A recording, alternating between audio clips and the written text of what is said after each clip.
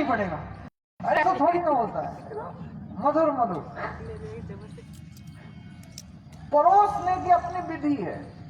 आपको पता है जब श्राप लगा था परीक्षित को तो वहां व्यास जी भी थे, लेकिन व्यास जी ने श्रीमद् भागवत की कथा नहीं सुनाई, सुखदेव जी ने ही सुनाई।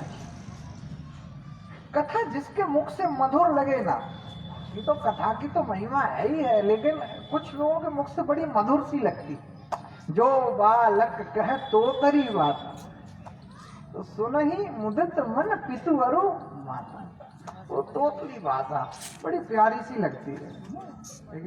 एक लड़का था तो ना वो लड़की देखने के लिए गया शादी, तो ना लड़का जो था वो बोलने में थोड़ा वैसा था, सकला था, ठीक नहीं बोल पाता, साफ तोतला। घर वालों ने मना कर दी, बोले सुनो उधर तुम बोलना नहीं। इसने कहा ठीक है नहीं बोला। पानी लेके आई वो लड़की, को नहीं बोला। जब चाय लेके आई जिसमें चाय पीते ही कहता दलम है दलम है दलम है दलम है। तोरा क्यों फूंत मार चोरी की फूंत मार। घर वालों का मुंह उतर गया, तो साथ मुंह उतर गया। हंसी तो जब लड़की ने कहा फूट मार के पी ले, फूट मार के पी ले, फूट मार के पी ले। दो ही एक जैसे, लड़की वाले भी खुश, लड़के वाले भी खुश, एक जैसे ही दोनों है, चलने दो।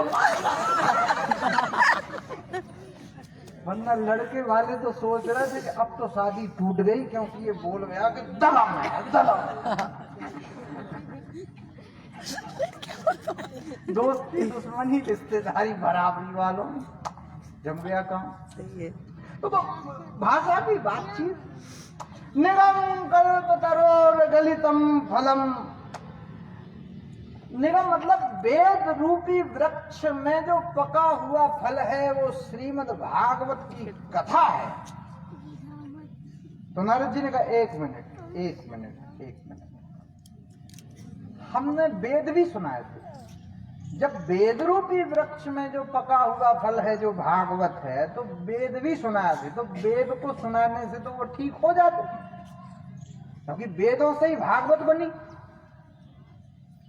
तो सनकादिकों ने समझाया कि जैसे कोई छोटा बच्चा रोए जिद करे कि हमें आम खाना है, और तुम आम की जड़ उस बच्चे को खिला दो कि लो खाओ, तो अब वो बच्चा चुप हो जाएगा क्या? जो स्वाद फल में है वो स्वाद जड़ में नहीं है, जो स्वाद फल में है वो स्वाद पत्ते में नहीं है, जो स्वाद फल में है वो स्वाद वृक्ष में नहीं है। इसलिए जो स्वाद श्रीमद् भागवत कथा में है वो स्वाद शास्त्र वेदों में नहीं है, मतलब नहीं है।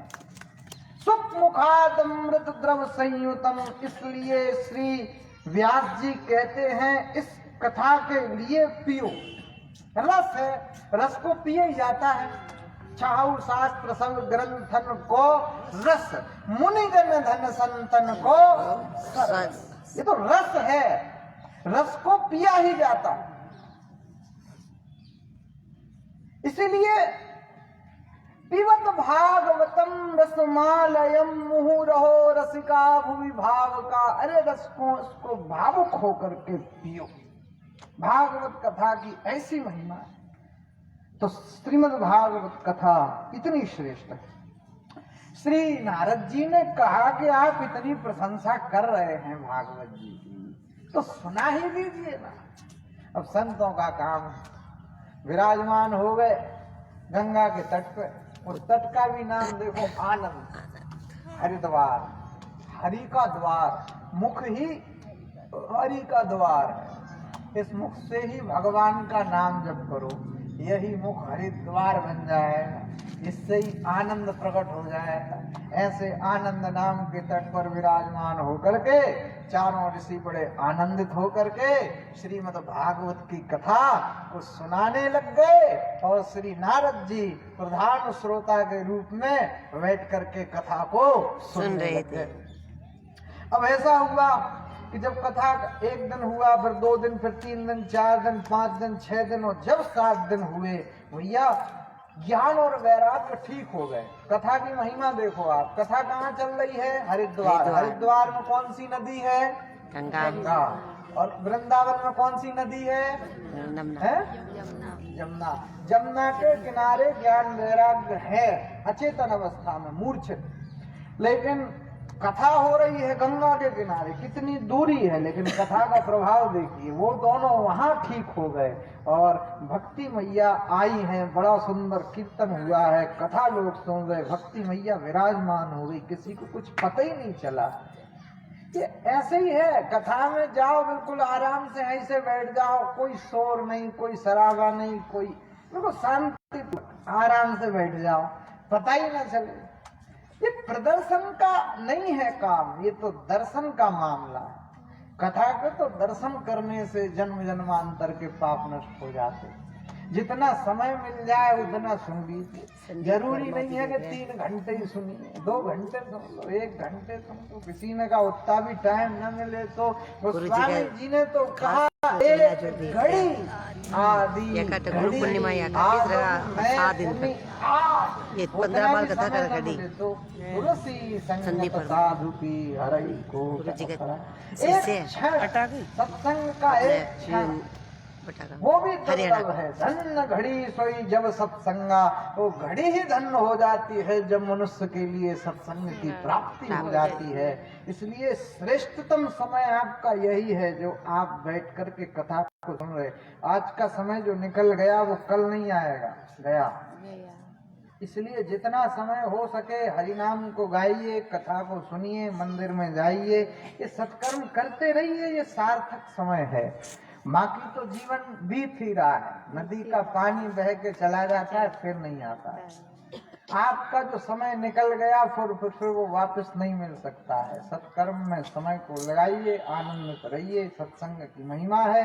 तो भक्ति मैया जाकर के वो आराम से बैठेंगे, किसी को कोई पता ही नहीं चला। कथा में ऐसा ही मामला है, बिल्कुल चुपचाप जाओ, आराम से बैठ जाओ। मित्रता पहचान वगैरह सब बाहर वाला मामला है। तो कथा तो आनंद का विषय है, आप अपने लिए सुन रहे हैं, आराम से जाओ और बैठ जाओ। राम जी कथा सुनते, लव कुश कथा सुनाते हैं, तो अब राम जी ऊपर बैठे तो राम जी को जमा नहीं, लेकिन अब क्या करें, वो राजा थे तो कथा सुनते सुनते जब उनकी प्रजा ना कथा में लीन हो गई तो राम जी ऊपर से आराम से नीचे उतरे और प्रजा के बीच में जाकर के बैठ गए। ये कथा की महिमा है। कथा की महिमा तो क्या होगा है, जितने खाली होकर के कथा को सुनोगे उतने ही आनंदित हो जाओगे। इसलिए मैं कहता हूँ खाली होकर के कथा में जाओ, परिपूर्ण हो जाओगे। तो कथा सुनने के बहुत से नियम बताए हैं, भाई कथा कैसे सुननी चाहिए, बहुत से नियम बताए हैं। एक तो लकड़ी के आसन पर सोना चाहिए, वरना